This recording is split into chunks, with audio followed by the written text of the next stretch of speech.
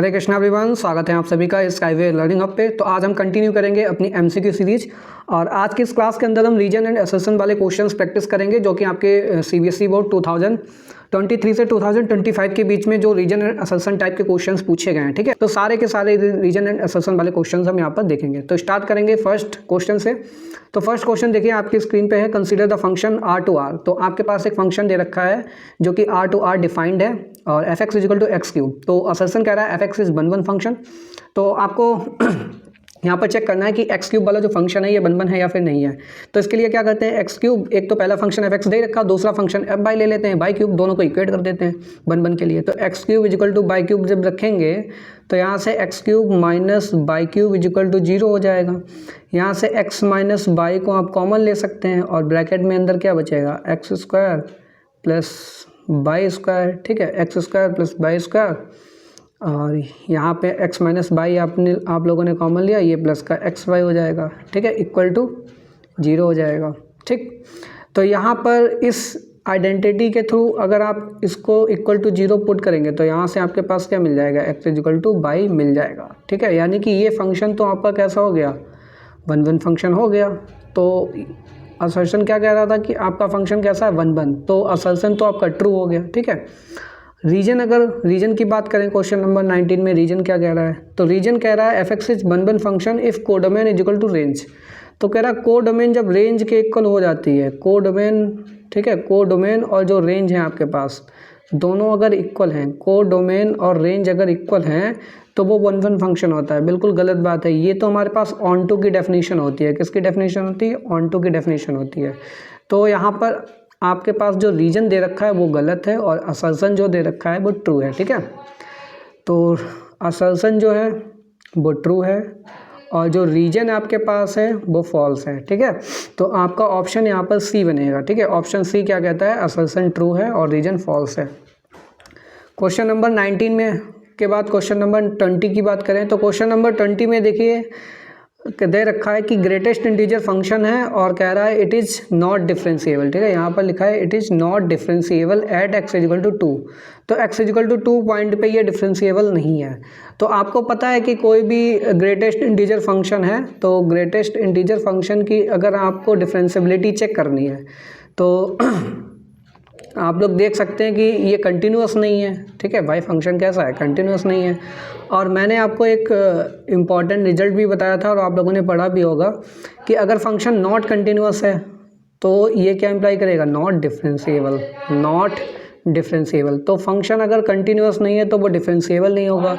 और दूसरा रिजल्ट क्या था कि अगर फंक्शन डिफरेंशिएबल है, फंक्शन अगर डिफरेंशिएबल है तो वो ऑलवेज कंटिन्यूअस होगा बट इसका कन्वर्स ट्रू नहीं होगा। ठीक है, तो दो इंपॉर्टेंट रिजल्ट हैं, डिफरेंशिएबिलिटी इंप्लाई करती है कंटिन्यूटी को और जो सेकंड रिजल्ट है not continuity imply not differentiability. ठीक है, आप कहेंगे अगर फंक्शन कंटिन्यूअस है तो क्या डिफरेंशिएबल नहीं होगा, बिल्कुल। मॉडुलस का फंक्शन ले लीजिए मॉड एक्स, तो मॉड एक्स वाला फंक्शन कंटिन्यूअस है बट डिफरेंशिएबल नहीं है। बट अगर कोई फंक्शन डिफरेंशिएबल है तो ऑलवेज वो कंटिन्यूअस होगा। तो अगर नॉट डिफरेंशिएबल अगर आप प्रूव कर देंगे तो आप वहाँ पर ये भी प्रूव कर सकते हैं कि ये फंक्शन डिफरेंशिएबल भी नहीं होगा। ठीक है, तो क्वेश्चन नंबर 20 में इसी डेफिनेशन का यूज होने वाला है। तो क्वेश्चन नंबर 20 में देखिए ग्रेटेस्ट इंटीजर फंक्शन की कंटिन्यूटी अगर आप चेक करेंगे x इजिकल टू 2 पॉइंट पे, तो limit x tending to 2 plus, तो 2 प्लस का मतलब है 2.1 2.3 कुछ भी ले लीजिए। तो जब भी आप ग्रेटेस्ट इंटीजर की वैल्यू निकालेंगे 2 प्लस में तो 2.1 2.3 कुछ भी आप डालेंगे वो हमेशा ग्रेटेस्ट इंटीजर 2 वैल्यू दे देगा।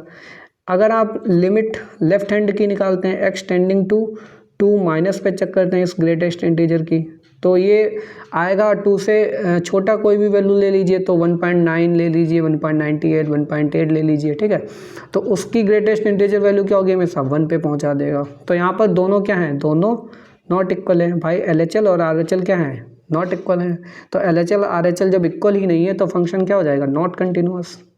फंक्शन कैसा हो गया, नॉट कंटिन्यूअस। तो ये क्या हो जाएगा, नॉट डिफरेंशिएबल। जब कंटिन्यूअस नहीं है तो फंक्शन डिफरेंशिएबल भी नहीं होगा।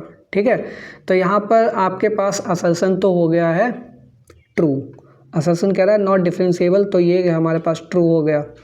असर्शन के बाद रीजन क्या दे रखा है, the greatest function is not continuous at any integral value. तो बिल्कुल सही बात कह रहा है, कोई भी इंटीग्रल वैल्यू पे अगर आप यहाँ पर चेक करेंगे तो ये फंक्शन डिफरेंशिएबल नहीं होगा।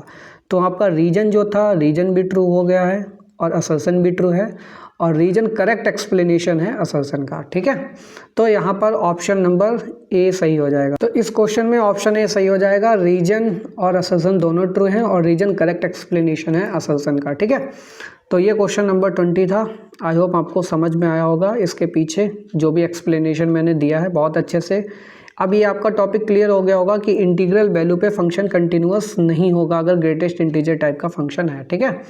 तो याद रखिएगा, इससे रिलेटेड और भी रीजन एंड असर्शन वाले क्वेश्चन फ्रेम हो सकते हैं। अगला क्वेश्चन देखते हैं। अगले क्वेश्चन में कह रहा है z is equal to set of integer, function z to z दे रखा है और कह रहा है इज अ बाइजेक्टिव फंक्शन, ठीक है। तो कह रहा है ये फंक्शन बाइजेक्टिव है, इसको प्रूव करो। देखो 1 तो आसानी से प्रूव हो जाएगा, आप 3x, ठीक है, अगर 1 आप प्रूव करने जाएंगे तो कैसे प्रूव करेंगे, जैसे कि आपके पास लिखा है 3x माइनस का 5 है, तो 3x माइनस 5 इक्वल टू किसके रख दीजिए 3y माइनस 5 के। तो 5 से 5 तो कैंसिल हो जाएगा और 3 से 3 कैंसिल हो जाएगा, तो finally x equal to y आ गया। यानी कि ये फंक्शन तो 1 हो गया, फंक्शन कैसा हो गया 1 हो गया। बट अगर ऑन टू की बात करें तो ऑन टू के लिए हमारे पास फंक्शन कैसा है, y equal to 3x minus 5 type से लिखा है, ठीक है। और यहाँ पर आप x के टर्म में इसको रिप्रेजेंट करेंगे तो x प्लस 5 हो जाएगा अपॉन 3 हो जाएगा इज इक्वल टू x हो गया। तो x इज इक्वल टू आपने वैल्यू निकाल ली। अब यहाँ पे सारी y की वैल्यू जो भी डालेंगे डोमेन से वो हमारे पास x की वैल्यू मिलनी चाहिए, ठीक है। तो y की वैल्यू अगर यहाँ पर कोई भी ले लेंगे, for all y belonging to integer, for all y belonging to integer, क्योंकि function z to z defined है। सपोज दैट आपने y की वैल्यू यहाँ पर डाल दी है 3 डाल दी है, तो y इक्वल टू 3 डालने पे कितना आएगा 8/3 आएगा, 8/3 आ गया, ठीक है, 8/3 आ गया। और 8/3 क्या आपका इंटीजर होता है, बिल्कुल नहीं होता है। तो x की वैल्यू इंटीग्रल नहीं मिली। तो y की सारी वैल्यू जो इंटीजर से आ रही हैं हमारे पास क्या एग्जिस्ट नहीं कर रहा है, there does not exist x belonging to integer. तो x इंटीजर को बिलोंग नहीं कर रहा है, यानी कि ये फंक्शन तो बाइजेक्टिव नहीं है, ठीक है। फंक्शन कैसा है, बाइजेक्टिव नहीं है, क्योंकि ऑन टू नहीं है। बाइजेक्टिव होने के लिए फंक्शन कैसा होना चाहिए, 1 भी होना चाहिए और ऑन टू भी होना चाहिए। तो फंक्शन 1 तो है बट ऑन टू नहीं है। और इसमें कह क्या रखा असर्शन में, असर्शन में कह रहा बाइजेक्टिव है, तो ये वाला तो फॉल्स हो गया, आपका असर्शन हो गया फॉल्स। रीजन की बात करें, function is bijective if it is both surjective and injective. Surjective क्या होता है, सर्जेक्टिव होता है ऑन टू फंक्शन। सर्जेक्टिव की बात करें तो ये ऑन टू के लिए यूज किया जाता है, और अगर आपके पास इंजेक्टिव लिखा है, इंजेक्टिव का मतलब होता है 1 ठीक है। तो 1 के लिए इंजेक्टिव और ऑन टू के लिए सर्जेक्टिव। तो कह रहा फंक्शन बाइजेक्टिव होगा जब दोनों सर्जेक्टिव और इंजेक्टिव हो। तो रीजन तो ट्रू है बट आपका असर्शन फॉल्स है। तो जब आपके पास असर्शन फॉल्स हो, रीजन ट्रू हो, तो ऑप्शन नंबर डी सही हो जाएगा, ठीक है। Assertion is false but reason is true. तो ये था आपके पास क्वेश्चन। इसके बाद नेक्स्ट क्वेश्चन पे चलते हैं, और नेक्स्ट क्वेश्चन में देखिएगा आपके पास असर्शन में दे रखा है कि फंक्शन कैसा है, कंटिन्यूअस है। फंक्शन अगर कंटिन्यूअस है x इक्वल टू 5 पे, तो भाई इस फंक्शन में f(x) की वैल्यू हम यहाँ पर x equal to 5 direct limit से इस क्वेश्चन को सॉल्व कर सकते हैं। x की वैल्यू 5 डालेंगे तो यहाँ पर फंक्शन आएगा x less than equal to 5 के लिए क्या वैल्यू देगा, जैसे यहाँ 5 डालेंगे तो 5 3 जा 15, 15 माइनस 8 आ जाएगा 7, कितना आ जाएगा 7 आ जाएगा। वहीं पर f(x) की वैल्यू 2k आ रही है, और 2k कब आ रही है, x ग्रेटर देन 5 पे, और फंक्शन कैसा है, कंटिन्यूअस है। तो कंटिन्यूटी के लिए क्या होना चाहिए, दोनों चीज़ें इक्वल होंगी भाई, लेस देन और ग्रेटर देन इक्वल टू 5 पे LHL RHL इक्वल होगा। यानी कि 2k इक्वल टू हम लिख सकते हैं यहाँ पर 7 लिख सकते हैं। तो k इक्वल टू क्या आ जाएगा 7/2 आ जाएगा, k इक्वल टू क्या आएगा 7/2, और यहाँ पर कह रहा है k इक्वल टू कितना है 5/2, ठीक है।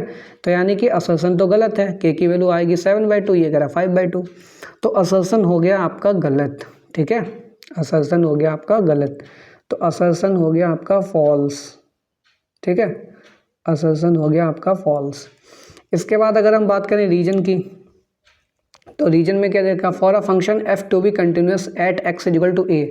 तो ये तो कंटिन्यूटी की डेफिनेशन ही दे रखी है। तो रीजन में तो सिंपल कह रहा है LHL RHL और वैल्यू ऑफ द फंक्शन अगर इक्वल है तो फंक्शन कैसा होगा, कंटिन्यूअस होगा, ठीक है। तो ये आपके पास डेफिनेशन है। तो रीजन सही है और असर्शन गलत है। तो असर्शन गलत है और रीजन सही है, तो ऑप्शन नंबर डी आपका सही हो जाएगा, ठीक है। नेक्स्ट क्वेश्चन पे चलते हैं।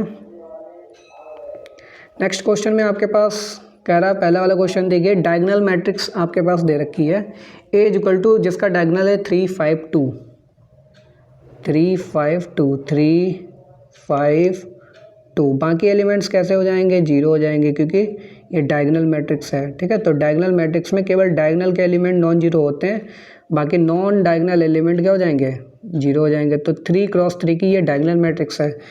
तो A is equal to 3 5 2 is a scalar matrix of 3 cross 3। कह रहा है ये डायगोनल मैट्रिक्स स्केलर है, तो भाई ये स्केलर तो नहीं है। स्केलर होने के लिए क्या होना चाहिए कि डायगोनल के सारे एलिमेंट क्या होने चाहिए, स्केलर के इक्वल होने चाहिए, के। ठीक है, इस टाइप से अगर डायगोनल होता तो स्केलर होती। तो असर्शन क्या हो गया आपके पास, असर्शन हो गया फॉल्स।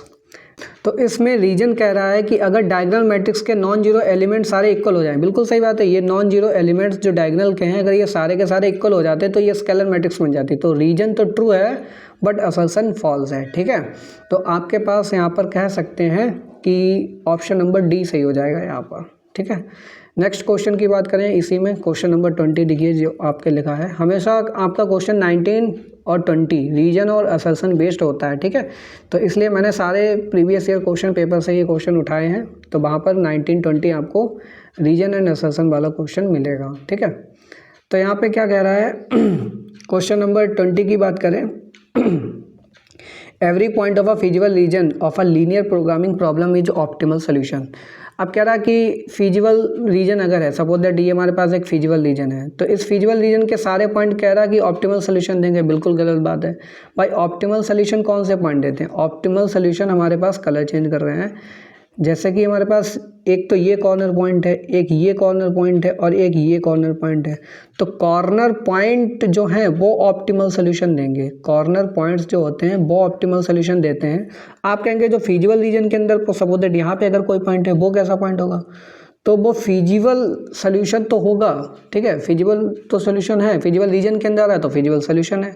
बट फिजिबल सोल्यूशन का ऑप्टिमल सोल्यूशन होने के लिए क्या होना पड़ता है, ये कॉर्नर पॉइंट होने चाहिए। क्या होना चाहिए, कॉर्नर पॉइंट होने चाहिए। तो जब भी आपको ऑप्टिमल सोल्यूशन चेक करना होगा तो कॉर्नर पॉइंट पे चेक करेंगे, बट फिजिबल रीजन में सारे पॉइंट्स क्या करेंगे, कांस्टेंट को सेटिस्फाई करेंगे। ठीक है, तो ये भी तो फिजिबल सोल्यूशन होंगे बट ये हमारे पास ऑप्टिमल सोल्यूशन नहीं होंगे। तो आपके पास कह रहा है every point of a feasible reason of a linear programming problem is optimal solution. तो असर्शन तो हो गया आपके पास गलत, असर्शन क्या हो गया, फॉल्स हो गया। रीजन की बात करें, the optimal solution of linear programming problem exist only at one or more corner points of a feasible region. तो बिल्कुल सही है, रीजन तो सही कह रहा है, कॉर्नर पॉइंट पे ही ऑप्टिमल सोल्यूशन मिलेगा। तो असर्शन गलत है, रीजन सही है, ऑप्शन नंबर डी सही हो जाएगा। ठीक है, नेक्स्ट क्वेश्चन पे चलते हैं। क्वेश्चन नंबर 19 देखिए यहाँ पर, if A and B are two events such that probability of A intersection B equal to 0, A and B are independent event. तो इंडिपेंडेंट इवेंट की जो डेफिनेशन होती है वो कहता है अगर इंडिपेंडेंट इवेंट्स हैं ए और बी तो इनकी प्रोबेबिलिटी आपस में मल्टीप्लाई करा के लिख सकते हैं P A into P B. ठीक है, तो ये इंडिपेंडेंट की डेफिनेशन होती है। और अगर आपके पास लिखा है P of A intersection B equal to 0, यानी कि दो इवेंट का अगर इंटरसेक्शन 0 है तो इस टाइप के इवेंट को बोलते हैं म्यूचुअली एक्सक्लूसिव इवेंट। ठीक है, म्यूचुअली एक्सक्लूसिव इवेंट मतलब डिसजॉइंट सेट भी बोल सकते हैं, इनके बीच में कुछ भी कॉमन नहीं है। सपोज दैट ये A सेट है, ठीक है, और ये B सेट है, तो ये डिसजॉइंट सेट हो जाएंगे। अब कोई ज़रूरी नहीं कि अगर सेट डिसजॉइंट है तो ये इंडिपेंडेंट होंगे। भाई हो सकता है ए वाला बी पे डिपेंड कर रहा हो, डिसजॉइंट है बट फिर भी डिपेंड कर सकता है। ठीक है, तो म्यूचुअली एक्सक्लूसिव जरूरी नहीं है कि इंडिपेंडेंट हों। ठीक है, तो इसलिए यहाँ पर ऑप्शन जो असर्शन है, असर्शन के तो आपका गलत हो जाएगा। असर्शन क्या हो जाएगा, फॉल्स है। ठीक है, असर्शन आपका हो गया फॉल्स। बट अगर रीजन की बात करें, two events are independent if the occurrence of one does not effect the occurrence of other. बिल्कुल सही बात है, अगर एक का अकरेंस दूसरे को ना इफेक्ट करे तो उसको इंडिपेंडेंट इवेंट बोलते हैं। तो आपके पास रीजन ट्रू है बट असर्शन गलत है। तो रीजन तो हो गया ट्रू बट असर्शन गलत, तो असर्शन गलत, reason true, option number D सही हो जाएगा। कौन सा ऑप्शन सही हो जाएगा, डी। ठीक है, नेक्स्ट क्वेश्चन पे आते हैं। तो नेक्स्ट क्वेश्चन में क्या है, in a linear programming problem if feasible region is empty. ठीक है, तो यहाँ पे कह रहा है किसी एलपीपी के अंदर अगर फिजिबल रीजन एम्प्टी है, फिजिबल रीजन इज एम्प्टी। तो फिजिबल रीजन एम्प्टी कब होगा, यानी कि हमारे पास वहाँ पे कोई भी फिजिबल सोल्यूशन नहीं मिला।